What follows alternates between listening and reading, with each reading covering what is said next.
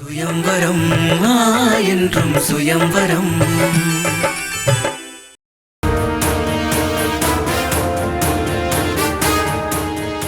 என் பொண்ணு பத்மாவை மருமகள் ஆக்கிக்கிறேன்னு சத்தியம் பண்ணிட்டு ஏமாத்தினவனா என்னோட அண்ணன்.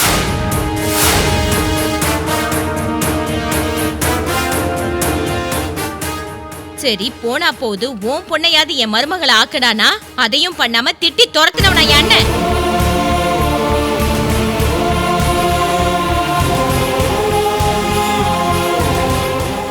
சொத்து இருக்குன்ற திமிர்ல சொந்தம் பந்தம் எதுவுமே வேணான்னு துரத்தினவனா என் அண்ணன். போது நிறுத்து. நான் ஒன்னும் பணத்துக்கு ஆசைப்பட்ட அந்த மாதிரி செய்யல. பத்மா ஒரு பைத்தியக்காரி, அதனாலதான் அப்படி பண்ண. ஆஹா, அப்படின்னா கிரி என்ன பண்ணா? கிரி மேல பிரியாவுக்கு விருப்பம் இல்ல, அதனாலதான் நான் வேண்டான்னு சொன்னேன். அடேங்கப்பா, கேட்கறதுக்கு ஆள் இருந்தா என்ன வேணாலும் கதை விடுவீங்க. அவளுக்கு என்னமோ பைத்தியமா, இவனுக்கு என்னமோ பிடிக்கலையா? அப்படின்னா எங்க குடும்பமே உங்களுக்கு பிடிக்கலன்னு சொல்ல வரீங்க, அப்படிதானே? அது இல்ல அண்ணி, பத்மாவை நாங்க வேணான்னு சொன்னதும் அவளுக்கு நாங்களே ஒரு நல்ல மாப்பிள்ளைய பார்த்து கல்யாணம் பண்ணி வைக்கலாம்னு நினைச்சோம். ஆஹா, நீங்க சொன்னது எப்படி தெரியுமா இருக்கு? நெருப்புல கம்பிய வச்சு சூடு வச்சுட்டு அதுக்கப்புறமா ஐயோ சுட்டுடுச்சான்னு பாவம் படுற மாதிரி இருக்கு நீங்க கேக்குறது.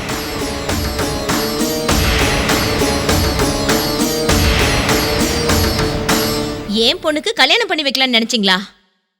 பத்மா செத்தப்ப கூட பார்க்க வராத நீங்க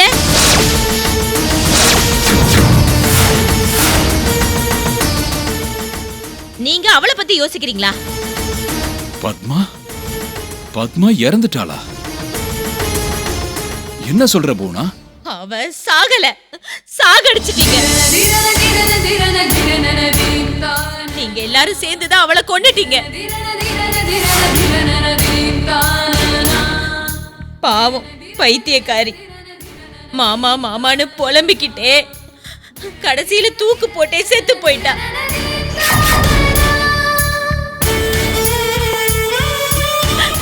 இருபது வருஷமா மாமா மாமாவை தான் கட்டிக்கணும்னு நினைச்சா, அது கெட்டு வீணா போச்சு.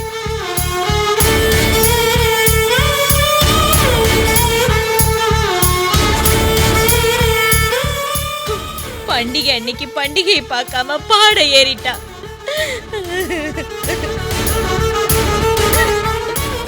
இவ்வளவு நடந்ததுக்கு அப்புறமும் என்னாச்சு ஏதாச்சுன்னு யாரும் கேட்க கூட அந்த பக்கம் வரல. இருந்தாலும் கல்யாண வீடு, பண்டிகை, கொண்டாட்டம், விருந்துன்னு இதெல்லாம் கொண்டாட உங்களுக்கு வெக்கமா இல்ல? கடவுள் மேல சத்தியம் பண்ணி சொல்றேன், இந்த விஷயம் எங்களுக்கு தெரியவே தெரியாது போனா. பாவம், உங்களுக்கு தெரியவே தெரியாது. கிரிக்கு என்னாச்சுன்னு கூட உங்களுக்கு தெரியாதுல்ல? என்ன சொல்ற? கிரிக்கு என்னாச்சு? ஆஹா, உங்க எல்லாருக்கும் ஏன் இன்னும் ஆஸ்கர் அவார்டு கொடுக்கலன்னு எனக்கு தெரியவே இல்ல. அட்லீஸ்ட் ஒரு ஸ்டேட் அவார்டாவது கண்டிப்பா கொடுத்துருக்கணும். கிண்டல் பண்றதை விட்டுட்டு கிரிக்கு என்னாச்சு அத சொல்லு. நான் கேட்க வேண்டிய கேள்வியை நீங்க கேக்குறீங்களா? சரி, அவன் ஏதோ கோவத்துல கத்திட்டான், அதுக்கு நீயும் உன் புள்ளையும் சேர்ந்து என்ன வேணாலும் பண்ணுவீங்களா? என்னடா பண்ணீங்க அவன? அட்லீஸ்ட் அவனோட பொணத்தையாவது கொஞ்சம் காட்டுங்க. கடைசி அவனை ஒரு தடவை பாத்துக்கிறேன். அண்ணி, என்ன பேசுறீங்க நீங்க? எங்களுக்கு எதுவுமே தெரியாது. உன் பாசங்கள என்கிட்ட காட்டாத. அவன் மட்டும் வராம இருக்கட்டும், அப்புறம் இருக்குது உங்க எல்லாருக்கும். இப்பவாவது மரியாதையா அவனை என்கிட்ட கொண்டு வந்து சேர்த்துருங்க. நீ கோவத்துல பேசிட்டு இருக்கமா? என் பசங்க மேல சத்தியம், எனக்கு எதுவும் தெரியாது. என்ன நம்ப போவனா? பசங்களா? எனக்கு பசங்களே இல்லாம பண்ணிட்டியேடா.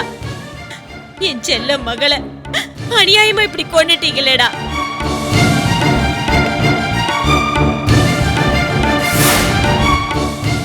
என் பொண்ணை உதறி தள்ளிட்டு இவளை போய் மருமகளை ஆக்கிக்கிட்டீங்க.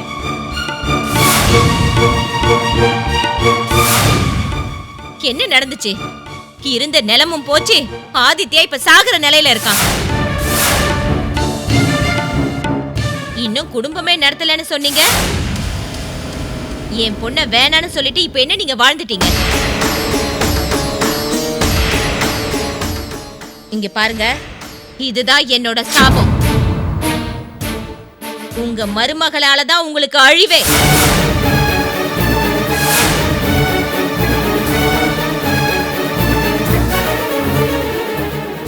உங்க குடும்பத்தையே நாசமாக்கி நடுத்தெருவுக்கு கொண்டு வந்துருவா இவ.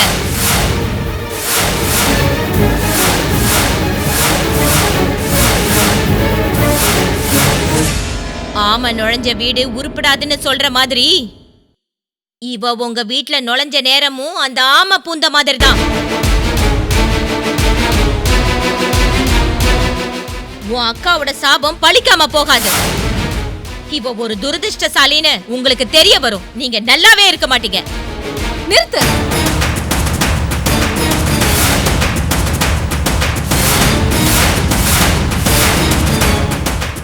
இன்னொரு வார்த்தை பேசுனேன்னு வெச்சுக்கோ, நாக்க இழுத்து வச்சு அறுத்துருவேன். எங்களால தெரிஞ்சோ தெரியாமலோ தப்பு நடந்துடுச்சு. உங்களுக்கு இழப்பு ஏற்பட்டிருக்கிறதுனால நாங்க வாயை மூடிக்கிட்டு இருக்கோம். நீ எவ்வளவு திட்டினாலும் அன்னைக்கும் இன்னைக்கும் சரி வாயை மூடிக்கிட்டு இருந்தோம். ஆனா என் வீட்டு மருமக எங்களுக்கு அதிர்ஷ்ட தேவதை. ஒரு அப்பாவி பொண்ண இப்படி வாய்க்கு வந்தபடி பேசுறீங்க. இதையெல்லாம் கேட்டுட்டு சும்மா இருக்கிறதுக்கு நாங்க ஒண்ணு உன்னோட அடிமைங்க கிடையாது. ஜாக்கிரதை, உங்க அண்ணனை வேணா நீ திட்டத்துக்கு உனக்கு உரிமை இருக்கு. எந்த சம்பந்தமும் இல்லாத சந்தியாவை திட்டத்துக்கு உனக்கு உரிமை கிடையாது. இங்க பாரு, மறுபடியும் சொல்றேன், உன் அழுகையும் எங்களை ஒண்ணு பண்ணாது, உன் சாபமும் எங்களை ஒண்ணு பண்ணாது. அதுக்கு என்ன காரணம்னு தெரியுமா? என்னோட மருமக தான்.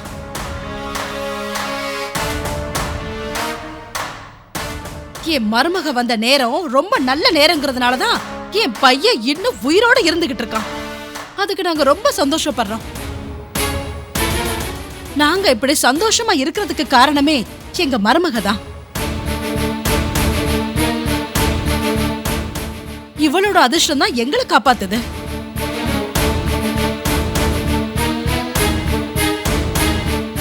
எங்க வீட்டு மகாலட்சுமியான எங்க மருமகளை இன்னொரு வார்த்தை ஏதாவது பேசுன நான் என்ன பண்ணுவேன்னு எனக்கே தெரியாது. போ, இங்க இருந்து வெளியே போ.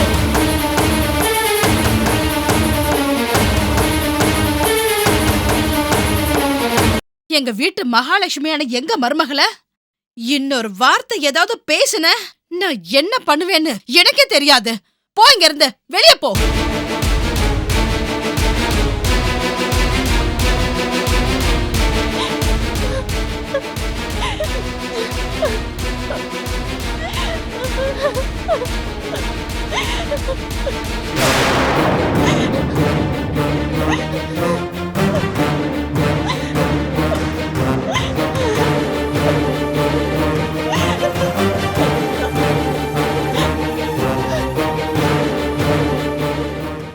சந்தியா, நீ ஒண்ணு கவலைப்படாதம்மா.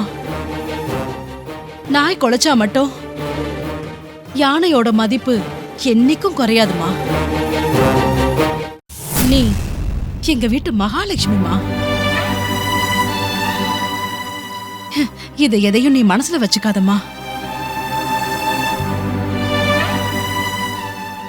ஆமா, கல்யாண் எங்கம்மா? வெளியில இருக்காரான்னு பாத்துட்டு வர அத்தை.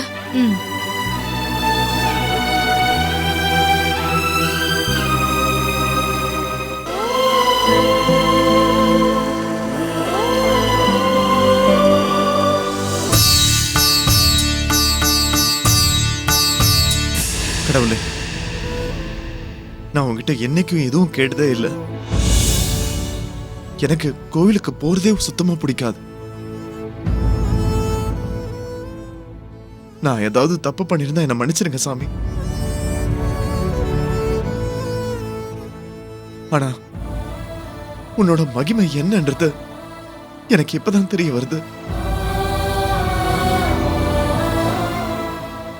என்னோட வாழ்க்கை இத்தனை வருஷமா அமைதியா நிம்மதியா போறதுக்கு காரணமே நீதானே எனக்கு தெரியும். இப்ப அதை நல்லா புரிஞ்சுக்கிட்டேன். இல்லனா இவ்வளவு அழகான குடும்பத்துல நான் பிறந்தது என்னோட அதிர்ஷ்டம்னு நான் நினைக்கிறேன்.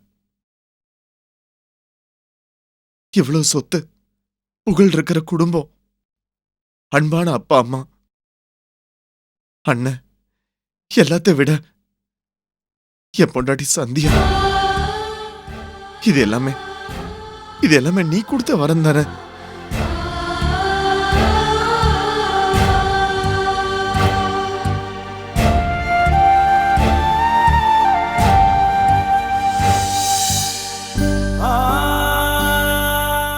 ஆக்சுவலா நான் சின்ன வயசுலயே உன்கிட்ட வந்து நான் சேர்ந்து இருக்கணும். என் அண்ணன் மட்டும் காப்பாத்தாம இருந்திருந்தா நான் இப்ப உயிரோடவே இருந்திருக்க மாட்டேன்.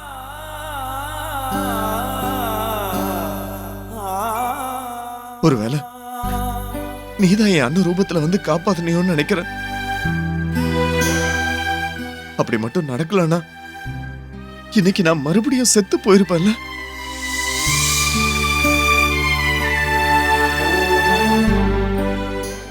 இன்னைக்கு என்ன திடீர்னு குறுக்க வந்து என் உயிருக்கு பதிலா அவன் உயிரை பணைய வச்சிருக்கான். அப்படின்னா நீதான் என்ன மறுபடியும் காப்பாத்தி இருக்க.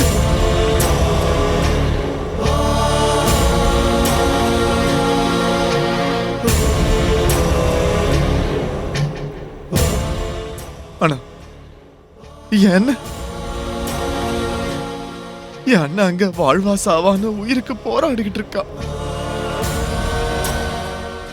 என் அண்ணனை எப்படியாவது நீதான் காப்பாத்துற சாமி. என் மனசுதான் உனக்கு தெரியும் இல்லையா? என் அண்ணன் இல்லாம ஒரு நொடி கூட என்னால வாழ முடியாதுங்கிறது உனக்கு தெரியும் இல்லையா? எதுக்காக இப்படி என்ன சோதிக்கிற கடவுளே?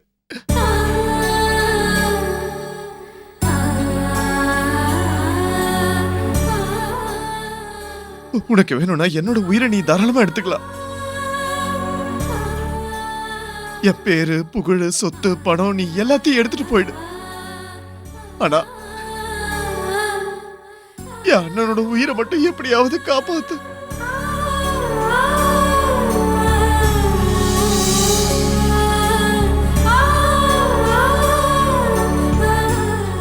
என் அண்ணன் உயிரோட இருக்கிறதுக்காக என்னோட உயிரையும் நான் கொடுக்கறதுக்காக தயாரா இருக்கேன்.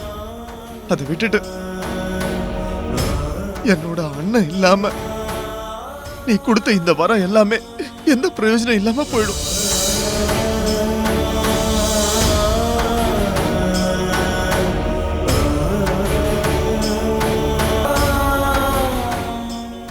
என் அண்ணனுக்கு கரண்ட் ஷாக் அடிச்சு விழுந்தப்போ அப்பவே என்னோட உயிர் போயிருக்கும்.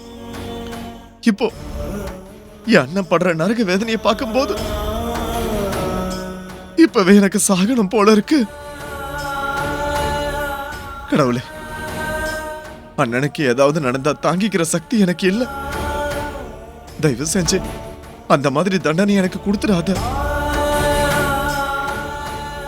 ஒருவேளை அப்படி மட்டும் நடந்தா என் அண்ணனுக்கு முன்னாடி என் உயிரை நானே எடுத்துப்பேன்.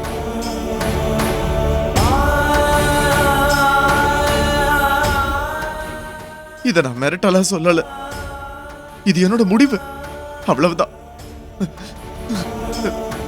அதுக்கப்புறம் நீ என்ன பண்ணுவியோ உன் இஷ்டம்.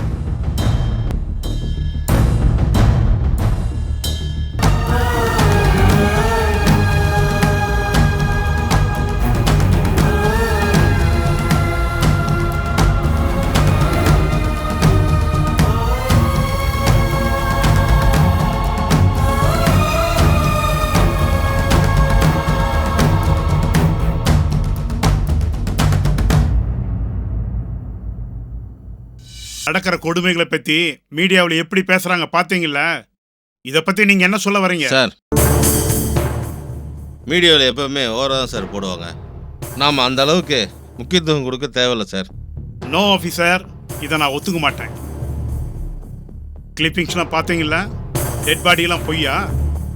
மக்கள் சொல்ற ரெஸ்பான்ஸ் எல்லாம் பொய்யா? பாண்டு பண்ற கொடுமையெல்லாம் பொய்யா? சாரி சார், நான் அப்படி சொல்ல வரல. ஆனால் சின்ன விஷயத்த ஒரு பெரிய விஷயமா ஆக்குறாங்களேன்னு நான் நினைக்கிறேன் சார். எனக்கு எல்லாம் புரியுது. மீடியாவில் எவ்வளவு சொன்னாலும் அதுல கொஞ்சமாவது உண்மை இருக்குல்ல.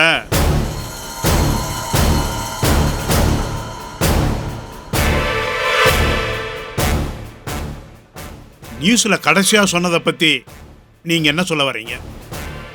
அப்படின்னா போலீஸ்காரங்க லஞ்சம் வாங்குறாங்கன்னு சொல்றீங்களா சார்? எஸ். நோ சார், நான் நம்ப மாட்டேன். அதெல்லாம் கட்டுக்கதைங்க சார்.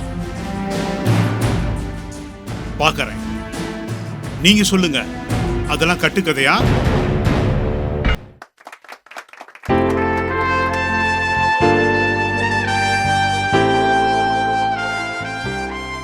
குட் மிஸ்டர் அர்ஜுன், உங்களுக்கு ஓகேவா?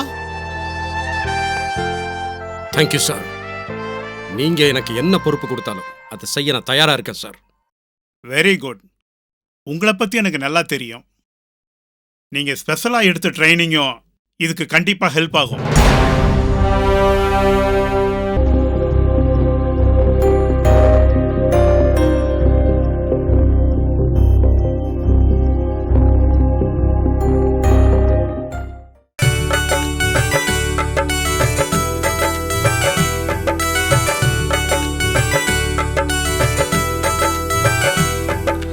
ஆசை நிலா வாசல் வந்ததடி, என் மனசெல்லாம் பூமழையை வாரித் தந்ததடி.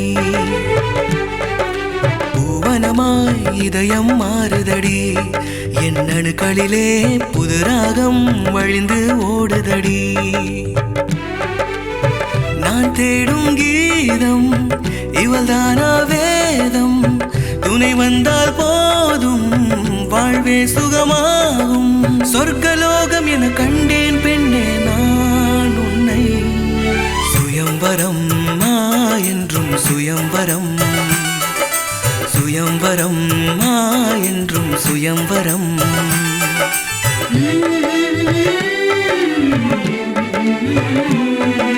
பூவே நீ சிரித்தாலே இதை